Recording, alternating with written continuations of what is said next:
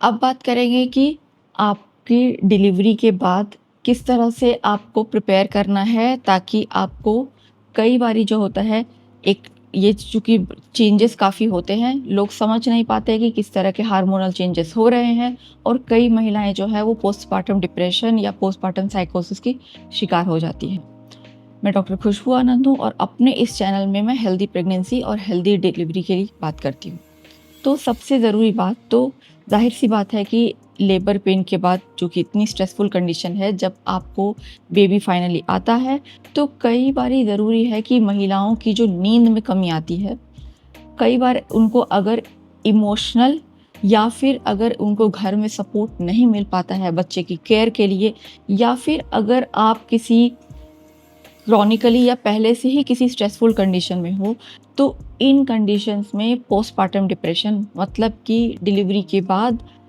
Depression होना, साइकोसिस होना, कई बारी माँओं को लगता है कि बच्चा जो है उनको किसी भी तरह से अगर वो परेशान करता है, तो वो लोग कुछ एक्सट्रीम्स कदम उठा लेती हैं। तो ऐसे में ज़रूरी है कि आप काउंसलर की सपोर्ट ज़रूर लें।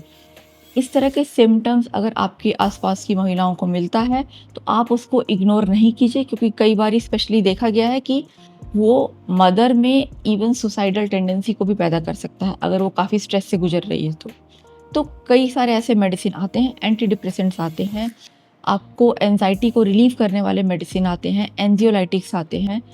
इस तरह के मेडिसिन्स कई बारी सेफ़ होते हैं, भले ही आपको ऐसे लगता होगा कि इस तरह के मेडिसिन नहीं देने चाहिए, दिमाग की तो कोई बीमारी नहीं है। बट मेरा सिर्फ़ यही बोलना है कि पोस्टपार्टम डिप्रेशन या पोस्टपार्टम साइकोसिस जो कि एक्सट्रीम्स होने से पहले ही आप काउंसलर की सपोर्ट लें, आप डॉक्टर्स को बताएँ कि कोई भी अनयूजुअल सिम्पटम्स अगर आपको आ रहा है, तो इसको आपको इग्नोर नहीं करना है। दूसरी ज़रूरी चीज़ कि ऐसे में घर वालों का भी एक स्पेशल रोल हो जाता है कि वो अगर किसी भी कंडीशन की वजह से मदर परेशान हो रही है, कई बार स्टिच में पेन होता है या फिर उनको जो बच्चेदानी का जो पेन होता है, बच्चेदानी के सिकुड़ने का पेन होता है और अगर उनकी नींद पूरी नहीं हो पा रही या फिर किसी कारणवश डाइट में प्रॉब्लम है या फिर उनको डिलीवरी के वक्त ही किसी स्ट्रेस से गुजरना पड़ा हो, बाई चांस ब्लीडिंग ज़्यादा हो गई हो या फिर बच्चे को निकालने में बहुत लंबा समय का लेबर पेन हुआ और फिर भी अल्टीमेटली जाके सीज़र करना पड़ा। तो इस तरह के कुछ कंडीशंस में पोस्टपार्टम साइकोसिस या पोस्टपार्टम डिप्रेशन होना नॉर्मल है। इसके मेडिसिन्स आते हैं। आप ये सारे सिम्पटम्स को लेके अपने पास के डॉक्टर्स को विज़िट कीजिए, उसे डिस्कस कीजिए और इस तरह के कॉम्प्लिकेशन से बचिए। Thank you. Thanks for watching.